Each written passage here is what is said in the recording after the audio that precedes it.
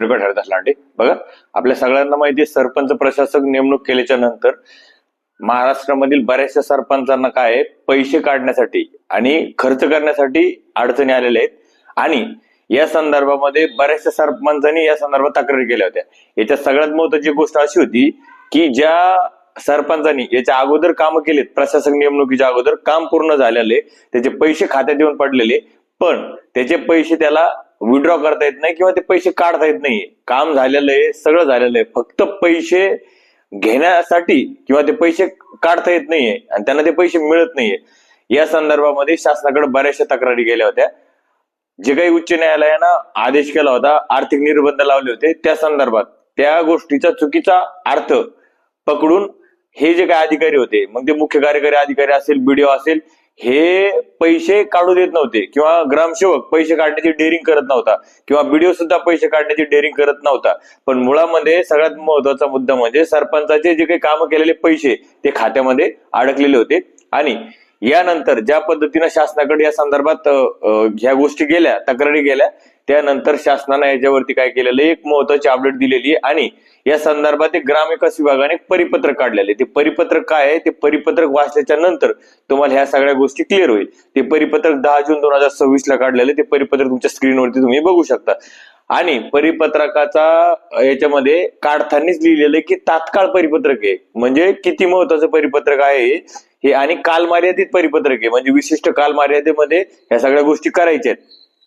हे परिपत्रक काढलेले कोणाला माहितीये का? मुख्य कार्यकारी अधिकारी, जे महाराष्ट्रामधील सगळ्या मुख्य कार्यकारी अधिकारी जे काही जिल्हा परिषदचे, त्यांच्यासाठी परिपत्रक काढलेले. विषय वाचल्याच्या नंतर तुमच्या बऱ्याचशा गोष्टी लक्षात येतील. मी विषय वाचतो बघा. ग्रामपंचायतीमार्फत पूर्वी पूर्ण करण्यात आलेल्या विकास कामांच्या प्रलंबित देयकाबाबत माहिती सादर करण्याबाबत. म्हणजे ग्रामपंचायतमध्ये याच्या अगोदर प्रशासक लागण्याच्या अगोदर जे काही कामं झाले होते आणि त्याचे पैसे अद्याप द्यायचे बाकी आहे, अशा कामाच्या बाबतीमध्ये सविस्तर माहिती या संदर्भात मागवलेली आणि खूप अर्जंट मध्ये ही माहिती मागवलेली आहे. मी खाली त्याच्या संदर्भात वाचतो बघा. आपल्या कार्यक्षेत्रातील मुदत संपलेल्या ग्रामपंचायत बाबत खालील मुद्द्याची माहिती शासनात सादर करावी. तात्काळ माहिती सादर करायची. मुद्दा क्रमांक 1, पूर्ण झालेल्या परंतु देयके प्रलंबित असलेल्या विकास कामांची तपशीलवार यादी व अनुज्ञेय देयकाची रक्कम. म्हणजे प्रशासक नेमणुकी करण्याच्या अगोदर किंवा सद्यस्थितीमध्ये जे कामं झालेले आहेत परंतु ते ज्याचे पैसे द्यायचे बाकी आहे, असे सगळे कामं आणि त्यांची रक्कम एक पहिल्या याच्यामध्ये ही माहिती द्यायची आहे. प्रत्येक कामासंदर्भातील प्रलंबित देयकाची रक्कम, म्हणजे सद्यस्थितीमध्ये किती कामं प्रलंबित आहेत आणि किती पैसे द्यायचे या संदर्भात सुद्धा माहिती मागवलेली आहे. त्याच्यानंतर बघा, विकास काम पूर्ण झाल्याचा कालावधी व देयक प्रलंबित असल्याचा कालावधी आणि कारण. म्हणजे विकास काम कधी पूर्ण झालं, एकतर ते प्रशासकच्या अगोदर झालं की नंतर झालं, त्याची रक्कम किती आहे आणि पैसे दिले नाही त्याचं कारण काय, ही एक गोष्ट त्याच्यामध्ये दिलेली आहे. बघा, देयके अदा न झाल्यास संबंधित विकास कामावर, लाभार्थ्यावर, कंत्राटदारावर अथवा स्थानिक प्रशासनावर होणारे संभाव्य परिणाम. याच्यामध्ये या सगळ्या लोकांवरती काय परिणाम होणार आहे याचं सुद्धा ओपिनियन मुख्य कार्यकारी अधिकारी यांना द्यायचंय. सदर देयके तातडीने अदा करणे आवश्यक असल्याबाबतची समर्थनीय कारणे, अन्य समर्थनीय माहिती.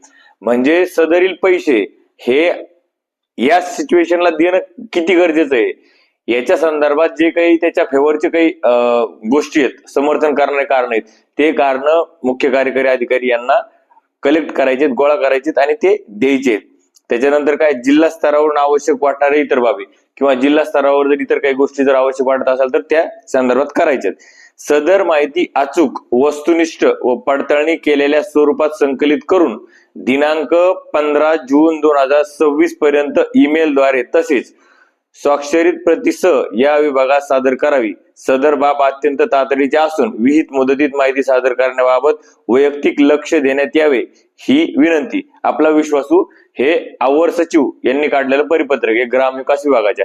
म्हणजे सांगण्याचं तात्पर्य असं आहे की ह्या परिपत्रकामध्ये दिलेल्या गोष्टी अशा आहेत की जे काही काम सध्या ग्रामपंचायतनं पूर्ण केलेले, त्यांच्या खात्यामध्ये पैसे येऊन पडलेले पण त्यांना पैसे मिळत नाहीये, त्या संदर्भात शासनानं ही माहिती मागवलेली आहे. म्हणजे 15 जून पर्यंत सगळ्या महाराष्ट्रामधून ही माहिती सरकारकडे जाणार आहे, ग्रामविकास विभागाकडे.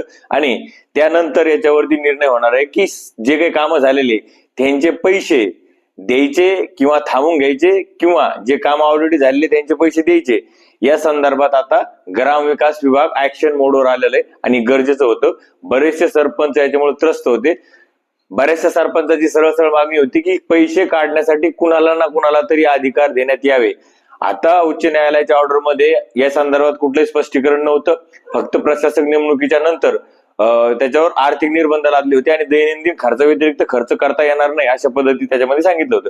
पण याचा गैरफायदा काय होऊ लागला की जे पूर्वीचे कामं झालेले, पूर्वीचे जे पैसे गुंतलेले ते पैसे काढू नका किंवा काढावा या संदर्भात कुठलीही स्पष्टता नसल्यामुळे आणि कुठलेही बीडीओ, ग्रामसेवक किंवा सीईओ या संदर्भात रिस्क घ्यायला तयार नसल्यामुळे बऱ्याचशा सरपंचाचे बिल हे खात्यामध्ये पडून होते. त्यामुळे सरपंच सगळे परेशान होते.